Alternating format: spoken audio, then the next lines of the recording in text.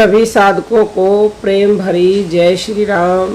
परमात्मा की असीम कृपा आप पे सदैव बनी रहे, आप सदैव खुश रहे, स्वस्थ रहें, ऐसी हमारी हृदय से प्रार्थना और आशीर्वाद है। देखिए प्रेमी भक्तों, इस दुनिया में तरह के ज्ञान होते हैं। एक होता है अंतर्ज्ञान और एक होता है बहिर्ज्ञान। बहिर्ज्ञान अर्थात इस संसार का ज्ञान, और संसार में जितनी भी वेद शास्त्र हैं, पुस्तकें हैं, व्याकरण हैं, उन सब के ज्ञान को बहिर्ज्ञान बोला जाता है।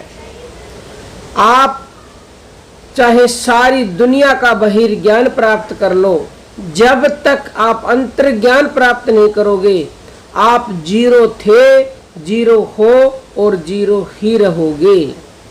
क्योंकि हमारे संतों ने ये स्पष्ट लिख दिया है, जब तक अंतर्ज्ञान को आदमी प्राप्त नहीं होगा तब तक उसे शांति मिल ही नहीं सकती। स्वामी मुक्तानंद जी कह रहे हैं कि पुस्तकों से ज्ञान, अनानुभूति शिक्षण लेकर दूसरे को क्या गुरु ज्ञान संपन्न बना सकता है। वेद तो चारों पढ़ लिए, कलाएं तो सब जान ली, व्याकरण में भी कुछ बाकी नहीं, बुद्धि में पूर्ण भक्त तो महान मुक्तानंद, ज्ञान बिना अंधे जैसा है। यानी कि आपने यदि सब कुछ पढ़ भी लिया तो भी अंतर्ज्ञान के बिना आप अंधे जैसे ही रहोगे। कहा जाता है, यदि आत्मज्ञान के बिना बृहस्पति जैसा वक्ता, सुकमुनि जैसा पूर्ण नाड़ी शुद्ध आकर्षक रूपवान, भीम जैसी शक्ति वाला, प्रबंध रचने में अति ही कुशल होने पर भी यदि मुख्य ज्ञान आत्मज्ञान प्राप्त नहीं तो तुमने कुछ भी प्राप्त नहीं किया। पढ़ा तो सब शास्त्र, सीखी तो सब कला, पाई तो पूरी डिग्री, अंतर शक्ति जागी नहीं तो शांति नहीं मिल सकती, नहीं मिल सकती, नहीं मिल सकती।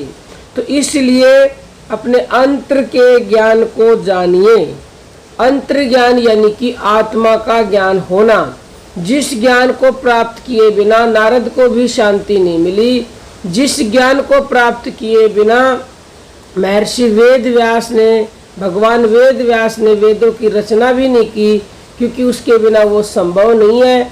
और अंतर का ज्ञान जागृत होगा गुरु की कृपा से। तो इसलिए पूर्ण गुरु की शरण में जाएं, जो आपको अंतर्मुखी होना सिखाएंगे और आपके अंदर का ज्ञान वो करवाएंगे आपको। जिसका आत्म रूपी शास्त्र खुल गया, उसने समझो सारे शास्त्र अपने आप ही पढ़ लिया। इसीलिए तो कहा जाता है, नाम लिया तिन सब लिया, सकल वेद का वेद, और बिना नाम नर के पढ़ा, चाहे पढ़ता चारों वेद।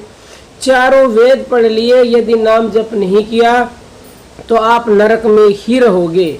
और नाम जप का मतलब क्या है जानते हो? नाम जप का मतलब उस परमात्मा के नाम को जानना है, जिसे आप आत्मज्ञान होने के बाद ही जानोगे।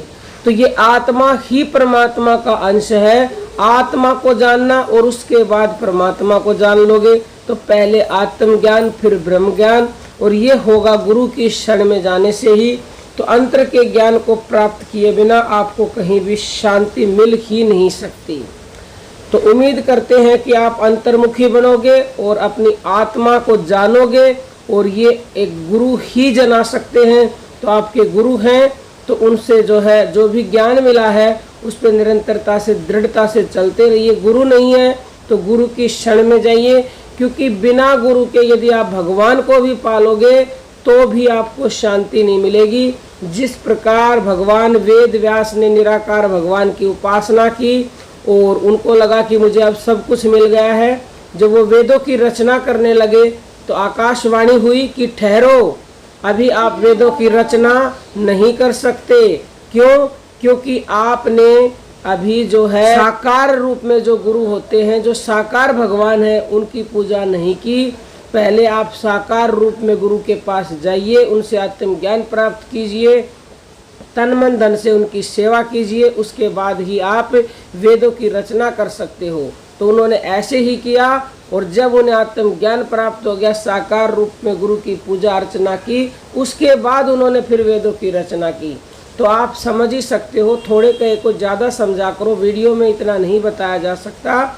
तो आप अपने जीवन में जरूर उतारें, गुरु की शरण जाएं और आत्मज्ञान प्राप्त करें, और तन मन धन से गुरु की सेवा करेंगे तो निश्चित तौर से भी आपका आत्म शास्त्र रूपी ग्रंथ खुल जाएगा। आप अंतर के ज्ञान को प्राप्त कर लोगे, और फिर जो है आपको कुछ प्राप्त करना बाकी ही नहीं रहेगा। इस वीडियो को ज़्यादा से ज़्यादा शेयर कीजिएगा, और यदि आप ऑनलाइन गुरु दीक्षा लेना चाहते हो तो 9958515054 पर व्हाट्सएप मैसेज कीजिएगा, और आकर गुरु दीक्षा लेना चाहते हो या साधना सीखना चाहते हो तो 25 अगस्त को दिल्ली में सत्संग है। जल्द से जल्द व्हाट्सएप पे मैसेज कीजिएगा कि हम आना चाहते हैं, हमारे पास फॉर्म भेज दीजिएगा। अब हम अपनी वाणी को विराम देते हैं। सभी साधकों को प्रेम भरी जय श्री राम।